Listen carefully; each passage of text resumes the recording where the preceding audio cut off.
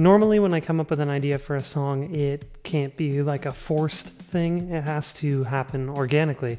What I mean by that is like, it just has to sort of come about through natural occurrences in my life. You know, I'm walking around, I see something, and hey, there's a song. It's usually not that simple, but that's how it works. I usually get inspiration from things that revolve around like time a lot. I tend to write about time and you know, how much of it we have, I guess. It sounds dark, but it's really not. A lot of the songs are fairly upbeat. Usually when I'm writing, the music has to happen first, and that's never really the hard part. The hardest part is actually the melody for the vocals. You know, because anybody can go da da da da da da da, but like, you know, sometimes you have your guitar or piano or whatever doing this, you know, and you kind of want your vocals to be doing this the opposite way. And it's easier said than done. Usually when a song happens organically, like I was talking about, where it just kind of pops up, you know, you're playing or whatever, and then, oh, there it is. Usually the lyrics kind of fall out with that. And then, you know, that usually becomes what is the chorus, and then you sort of build your verses around that, and you create this song about what you want it to be about, which is what Up in My Head was. It was about not being able to write, actually.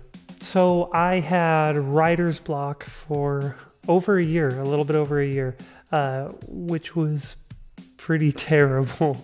I never enjoy having writer's block, and it came right after I wrote Late Last Night. I didn't write anything after Late Last Night for a whole year and, you know, however many months. And then I ended up writing Up in My Head. And writer's block is a real bummer because you feel so stagnant. Like, you feel like you want to do something, you want to write, you know, and you're trying to, and you think, well, maybe if I take a break, it'll come to me. Or, you know, maybe I need to play more. So after I've written the song and it's pretty much in its basic form, you have to, you got to practice it. And so, you know, I'll practice it all the time, you know, really sort of hone in on that sound that I want. And a lot of that also comes from playing live. If you play the song live, you'll randomly change it up, not meaning to, but you just kind of will. And when you change it up, sort of the true form of the song comes out and everything. However, as the song evolves over time, if you go back and listen to your original recording, if you recorded it like on your phone or something, sometimes it can sound completely different than the way you do it now. So I'll have to go back, and if I really liked the way it sounded originally, I'll listen to the original sound a lot to try and stick with that. And that's actually what I did when I did the song Up in My Head. When I recorded it, I had to keep going back and listening to the original way I had done it because I didn't want to lose touch with how it actually sounded in the beginning because I really liked that sound. Oh, okay. Okay, so what I'm doing before I start recording is I have to set everything up in the software, which is this stuff you see on the screen. I have to set everything up so that way I can allow sound to pass through the microphones over there into the system. And from this little system here, it goes into the software so I can manipulate it and all that good stuff. So what this is right here is these are my vocals that I've already recorded some of. I have to finish recording it though. So let me grab this. Okay, so I am going to be recording just a small section of vocals that needs to be redone because I sang it poorly the first time. It's up in my brain, it's up when it's dark. We're always on the wait train, not enough time to stay. I wanna go again. We're always on the wait train, there's not enough time to stay. I wanna go, I can't get off, there's not enough time to stop. It's up in my head, it's up in my heart. It's up in my bed, it's up when I start. It's up in my brain, it's up when it's dark.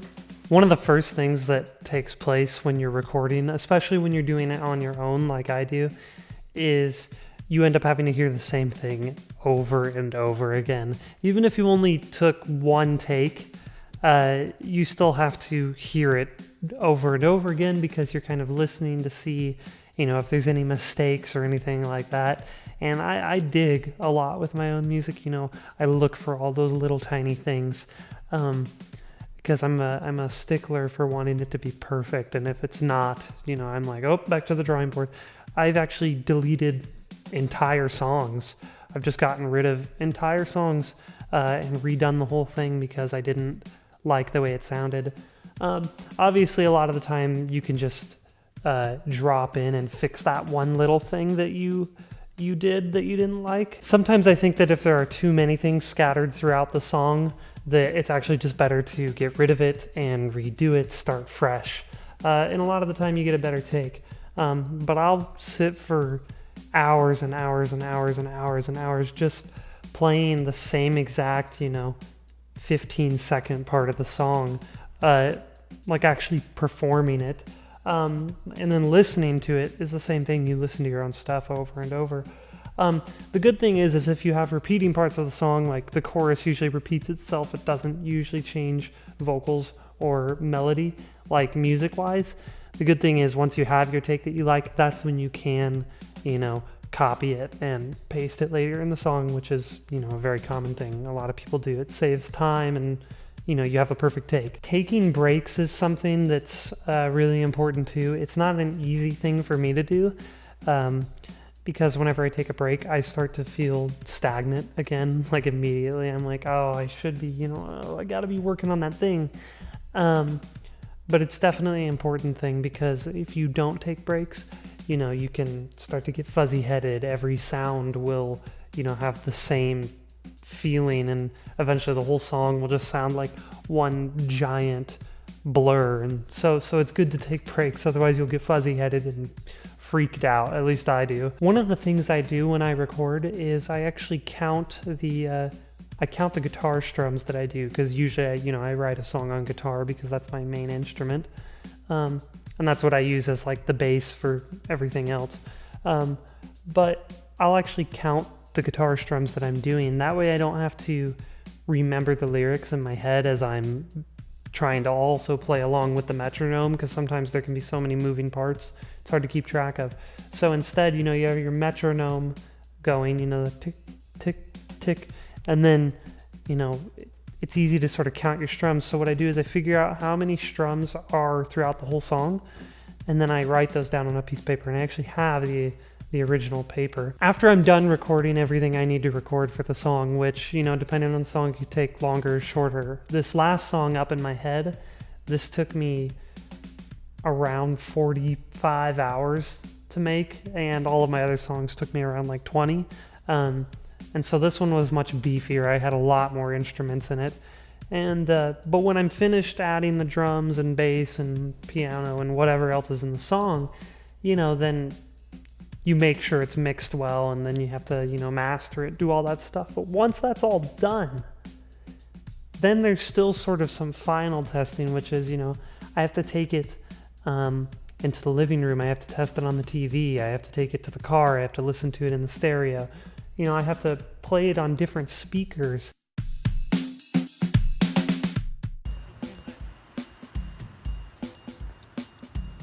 Do you feel like you have more grip that way?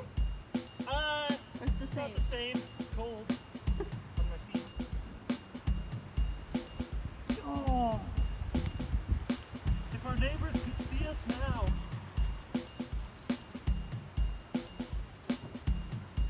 Angle your head towards the peak of the roof more. Like That peak? no, the other one. The other one, this one. Yeah. Okay. Like angle your body that way more. No. Oh, the album cover.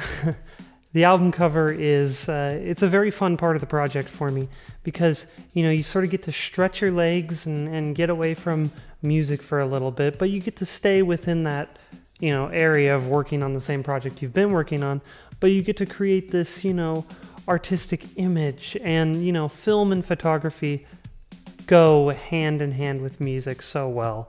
My favorite kind of album covers have always been sort of the ones that have a little bit of surrealism to them.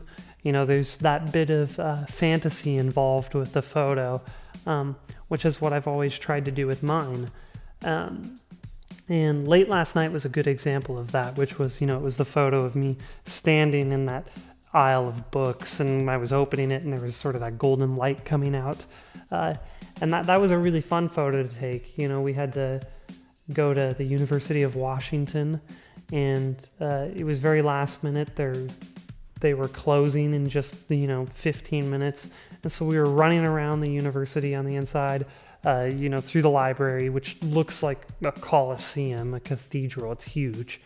And so we're looking for the spot to take the photos, and we took a couple of shots that we thought would look cool, but in my head, the whole time I thought, I want the one of me, down the aisle holding the book.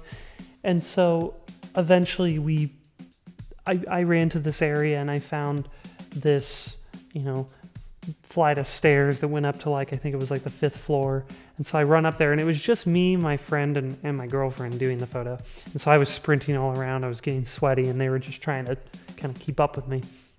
And I found this area with, that ended up being the shot. And I was like, this is the spot. And, right as I found it, the lady who worked at the library, she comes on the intercom, and she says, we're closing now. Everybody has to leave, get their things, and go.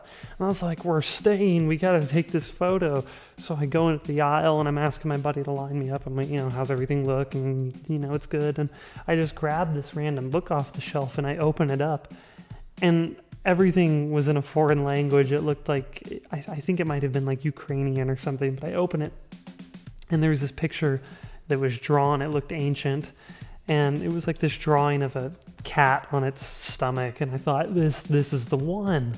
And so we take the photo, and we added in all that extra golden glow coming out of the book afterwards, but the photo itself was very fun to take. I went for that same surrealism kind of thing with this new cover for Up in My Head, which is me on the roof, and there's all those papers falling through the air. And all of that is actually a real photograph. None of that is fake. None of that was CGI or anything like that. The whole time I was planning on doing the Up in My Head album cover, I was picturing myself being on a roof high up. So we took a couple of photos on top of the roof of my house, which is really tall, and those look cool, but they weren't exactly what I was looking for. I kept thinking, there's something missing, and the reason I wanted to be up on a roof was because the song was called Up in My Head, and I pictured, if I'm up high, you're in the clouds, you're up in your head, and being on a roof, I don't know, it just sounded kind of cool, and there was already a little bit of that fantasy, esque thing going on there, is, you're on the roof, and a lot of people associate that with stars and just, being in a movie. And I didn't come up with the papers in the air until later. And what happened was I was in my living room. It was nighttime, and I looked out the window, and I saw this light that we have outside. It's been there forever, and it's this sort of coral, ambery colored light that turns on at nighttime, and it was hitting the roof of our woodshed that we put our wood in for the winter. And it just looked really beautiful, oddly enough, at night. And I thought, wow, what if I got on that roof and took the photo in the glow of the light? It might just, it could look really good. The reason I originally wrote Up in My Head was to sing about how I had writer's block. And the song was originally about writer's block. I mean, it has other meanings. There's double entendres and things like that. And so I thought, well, what if there were all these papers, symbolizing sort of the writing or whatever, and they're falling, and I'm on the roof, and I can't get to them or something like that. It was actually about 3 a.m. when we took the photo. I had my girlfriend come over, and it was late, and I had her way out in the yard with the big nighttime lens on the camera, and I'm up on the roof, here or here, and she's, maybe do this or that, and so we took the photo, and I throw the paper in the air, and I got ready, and then they came out pretty decent. And then I thought, well, what if we also just did one where I'm sitting here, there's no paper or anything, I just get the right pose, and then, maybe later if I like it, we can, blend the two photos together, which is what we actually ended up doing. I ended up blending the two images together. The paper is here, and I blended me in over here, which you just put one picture over the top of the other and erase part of it. So you've put all of this time and effort into it, the photography, the music. Now it's for everybody else. In the beginning, you write the song for yourself, but by the end of it, it's for everybody else to enjoy and listen to, and hopefully they do. Now we're on to the next one. Let's write another one and do the whole thing again. And I think that's mainly what it almost becomes, is it's more an obsession over just the journey of creating the song than it is finishing it.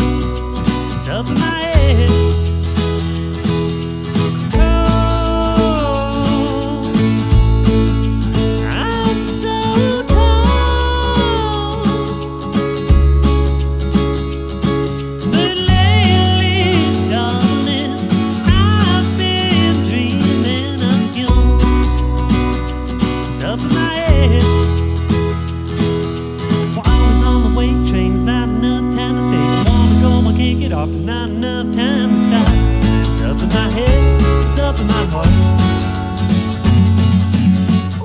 it's up in my bed, it's up when it starts.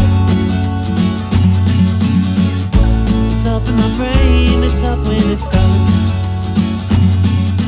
We're always on the weight train, there's not enough time to stay. I wanna go, I can't get off, there's not enough time to stop.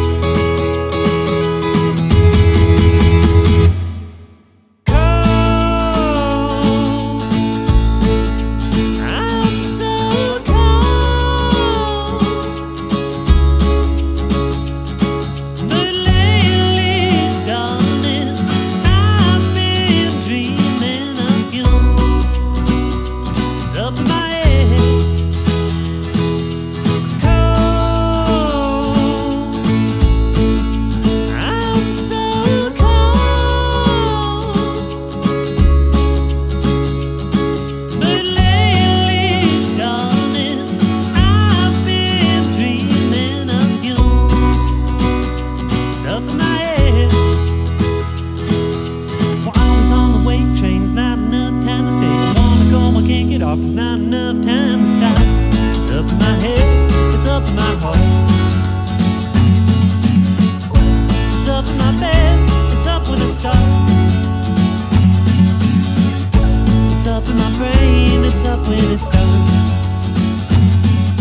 We're always on the weight train, there's not enough time to stay. I wanna go, I can't get off, there's not enough time